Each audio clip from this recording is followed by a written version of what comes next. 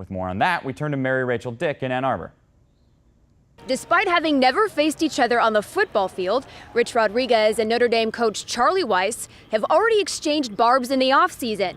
And Saturday, it will finally be settled on the field. They got a very, very talented football team. They got a great coaching staff, and they got a lot of guys that got experience last year, like we did, playing the young ones. So they're going to be more experienced than obviously they were last year. We've got to get ready to play in a hostile environment, and I think our guys will be fired up to go. It's a rivalry game, obviously. You know, it's Michigan against Notre Dame, so we're definitely going to work hard this week and practice and try and prepare. Rodriguez is happy with his first win over Miami of Ohio, but a win Saturday over Notre Dame would definitely make a statement. In Ann Arbor, I'm Mary Rachel Dick, Big Ten Network. At the press conference in Bloomington today, Tom Crean made it clear why he decided to take the job at Indiana. I listened and I thought, and I listened and I thought, and I still come back to what I thought at the very beginning. If anybody asks me why, it's Indiana. It's Indiana. What I feel is the pinnacle, the absolute pinnacle of all of college basketball. And that is to be the head basketball coach at Indiana University. Crean realizes the Indiana job will be a challenge and simply asked Hoosier Nation for time. We're gonna need the Hoosier Nation's help in a good way, and this is what I mean by that. We're gonna need everybody to understand that this is gonna take some time. We're gonna need everybody to understand that we're here for the long haul. We're here to build. Have no timetable, have no promises to make, have no numerical goals to hit right now. There's no question that we're humbled. And I cannot wait to represent these young men, to represent this university, to represent the faculty, to represent the student body, to represent the state of Indiana as the head basketball coach here. Coach Crean said he won't be making any decisions on his coaching staff until he gets back from the national championship in San Antonio. His main focus right now is to get to know his new players and get used to the new slogan for Indiana basketball, Cream and Crimson. From here in Bloomington, I'm Mary Rachel Dick for the Big Ten Network. Bill Pulliam, the general manager of the Indianapolis Colts. This is the first official game to be played here at Lucas Oil Stadium. What do you think so far? Well, it's loud, and that's good. And we only have half a house, so that bodes well. The field's in great shape. The lighting's terrific. Myself and Steve Champlin, our director of operations, came down to troubleshoot tonight, and we haven't had any trouble to shoot. So everything is great. Obviously, these high school fans are enjoying themselves. What does it mean to have a player like Peyton Manning represent this franchise?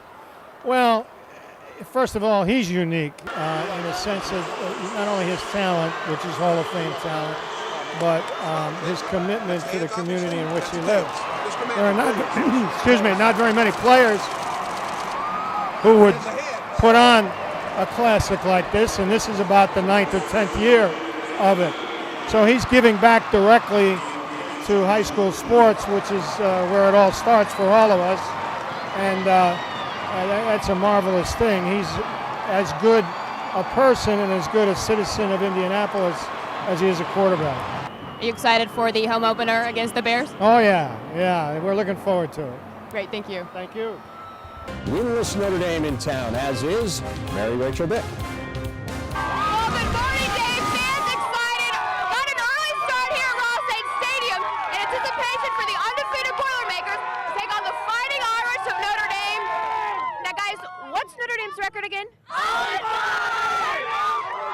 right. The Notre Dame Irish may be winless, but Purdue coach Joe Tiller is convinced this won't be an easy game. I think if there's one thing I've learned over the years is not, we're not, fortunately, we're not playing the Notre Dame tradition, or we're not playing the Notre Dame fight song. We're playing Notre Dame, the team, and we need to prepare to play a football game against a football team that's capable of breaking out and doing anything at any time, just like any opponent on our schedule is.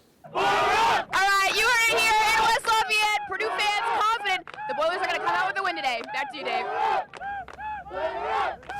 Mary Rachel, thanks. 88 times they have played for the Little Brown Jug. 64 times the Wolverines have come out on top. Mary Rachel Dick takes us behind the scenes.